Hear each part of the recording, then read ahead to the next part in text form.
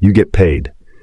For maybe 2 days, your account looks decent, you breathe a little easier, then rent hits, then subscriptions, then food, then something random you didn't plan for.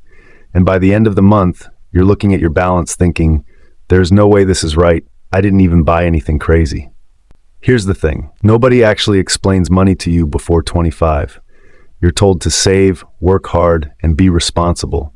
But nobody tells you the rules that actually control how money behaves in real life. And if you don't learn these rules early, you don't just lose money, you lose time. And time is the one thing you cannot get back. Rule number 1 is that your first $1,000 is the hardest money you will ever save. That sounds dramatic, but it's true. According to Bankrate, more than 60% of Americans cannot cover a $1,000 emergency without borrowing money. That means the majority of people are one unexpected expense away from panic. And here's what most people don't realize. The difficulty of saving your first $1,000 has almost nothing to do with math. It's psychological.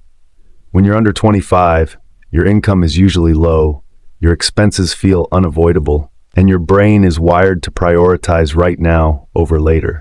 $100 today feels more valuable than $1,000 in the future. That's not a character flaw. That's how humans are built. Let's look at the math. If you save just $200 a month, you hit $1,000 in 5 months. That's not impossible, but emotionally it feels impossible because you've never seen yourself with savings before. Once you cross that first 1,000, something changes. You stop seeing saving as punishment and start seeing it as proof. That first $1,000 isn't about security, it's about identity. It's the moment your brain realizes, oh, I'm someone who saves money now. The action step here is simple. Open a separate savings account. Automate $50 a week. Don't touch it. Don't negotiate with yourself. Just let it happen. Rule number 2 is that lifestyle inflation will quietly destroy your future if you let it. This one makes people uncomfortable, so stay with me. You get a raise, maybe $500 more a month, and without even noticing it, your spending rises to match it. Better food, more subscriptions, nicer clothes, more convenience, and suddenly you're making more money than before, but you're no better off. Here's what most people don't realize. Lifestyle inflation doesn't feel irresponsible, it feels deserved. Psychologically, we anchor our spending to our identity. When your income goes up, your brain says, this is who we are now.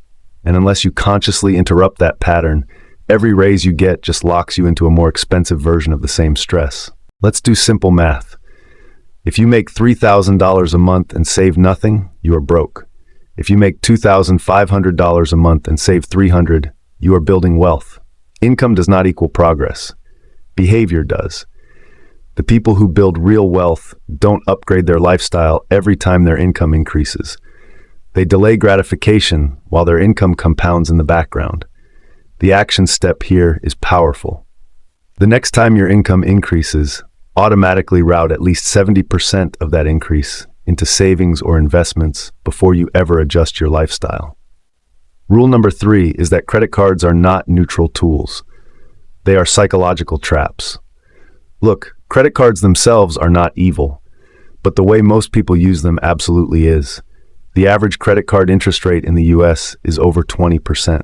That means if you carry a $4,000 balance and only make minimum payments, you can end up paying thousands of dollars extra over time for things you don't even remember buying. Here's why this happens. When you swipe a card, your brain doesn't register pain the same way it does when you spend cash. There's a disconnect between the action and the consequence. You get the reward now and deal with the stress later. Now you might be thinking, I'll just pay it off later. That mindset is exactly what keeps people stuck. Later always comes with interest. Here's the rule. If you cannot pay off the full statement balance every month, you are not using a credit card. The credit card is using you. The action step is uncomfortable but effective. Track every single credit card purchase for 30 days. Most people are shocked when they see how much disappears through small, forgettable swipes. Rule number 4 is that starting to invest late is far more expensive than starting small. People love to say, I'll invest when I make more money.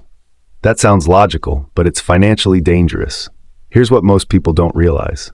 Time matters more than amount. If you invest $50 a month starting at age 22 and earn an average 8% return, by the time you're 42, that small habit can grow into tens of thousands of dollars. And if you keep going, compound interest does the heavy lifting. But if you wait 10 years to start because you wanted to feel ready, you have to invest significantly more just to catch up. This is where it gets really interesting. Investing early isn't about maximizing returns. It's about training your brain to think long-term. Once investing becomes automatic, it stops feeling scary and starts feeling normal. The action step here is simple. Open a Roth IRA or a brokerage account and automate a small monthly investment. Even $50 counts. The habit matters more than the number. Rule number 5 is the most important one, and almost nobody talks about it. Before 25, your time is more valuable than your money. According to Fidelity, someone who starts saving at 25 instead of 35 needs to save nearly 70% more per month to retire comfortably. That's not because they're lazy, it's because they lost time. Time is the multiplier. Money is just the input. When you waste your early years overspending, ignoring debt, or delaying basic financial habits, you're not just making small mistakes, you're shrinking your future options. The psychology here is brutal. Your brain thinks you have plenty of time, but compound growth doesn't care how you feel. It only cares when you start. Here's the shift you need to make.